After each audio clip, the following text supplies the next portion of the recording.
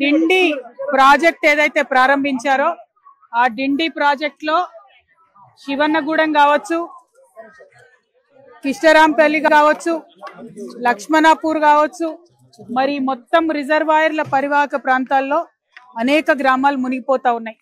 ఈ మునిగిపోయినటువంటి గ్రామస్తులకు సంబంధించి 2015-16లో జీవోలు వచ్చినాయి. ఆనాడు ల్యాండ్ అక్విజిషన్ ఏమో 2013 చట్టం ప్రకారం చేసిండ్రు, కొంతమంది దగ్గర 123 చట్టం ప్రకారం చేసిండ్రు. దాంట్లో ఇండ్లు మరి కొంత అక్వైర్ చేయలేదు, కొన్ని చోట్ల కంప్లీట్ గా డీటెయిల్స్ రాసుకోలేదు. ఆనాడు 2015-16లో 18 సంవత్సరాలు నిండినటువంటి వారికి మరి ఆనాడు ఇంక్లూడ్ చేసుకోవడం జరిగింది. కానీ ఇప్పటి వరకు కూడా ఎక్కడా కూడా ప్రాజెక్ట్ కంప్లీట్ కాలేదు, నీరు రావడం లేదు.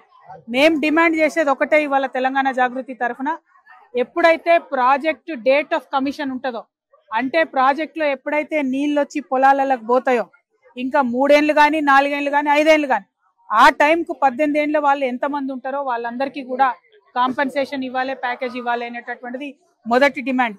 రెండవది, ఏదైతే భూమి అక్వైర్ చేసిండ్రో దానికి ఆనాడు 4 లక్షలు ఇచ్చిండ్రు, ఇప్పటికే 11 ఏళ్ళు అయిపోయింది. ఖచ్చితంగా అది పెంచాల్సినటువంటి అవసరం ఉన్నది. ఎకరానికి ఎంత పంచుతారు అనేటటువంటిది ప్రభుత్వం గ్రామస్తులను పిలిచి, ముంపు గ్రామాలను పిలిచి వాళ్ళతో చర్చించి డిసైడ్ చేయండి.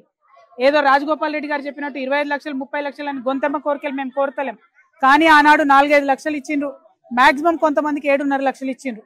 కానీ ఇవాళ రేట్లు చూస్తుంటే ఇక్కడ ప్రజల కళ్ళలోంచి నీళ్లు కాదు రక్తం గారుతున్నటువంటి పరిస్థితి ఉన్నది. కాబట్టి ఈ ధర పెంచాల్సినటువంటి అవసరం ఉన్నది.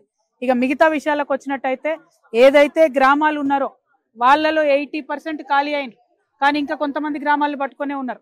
ఆ ఖాళీ అయిన 80% కూడా చెట్టుకోగలు పుట్టకోగలు అయిపోయాను. ఎక్కడా కూడా చట్టం ప్రకారం R&R కాలనీ కట్టేయలేదు.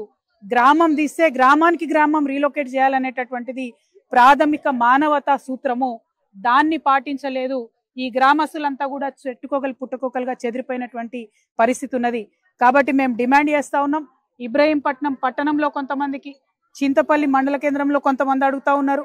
ఎవరు ఎక్కడ అడిగితే అక్కడ దయచేసి వాళ్ళ కాలనీ లాగా ఒక 10 ఎకరాలు 20 ఎకరాలు 30 ఎకరాలు అయిపోతే అందరికీ కూడా అకామిడేట్ అయిపోతుంది.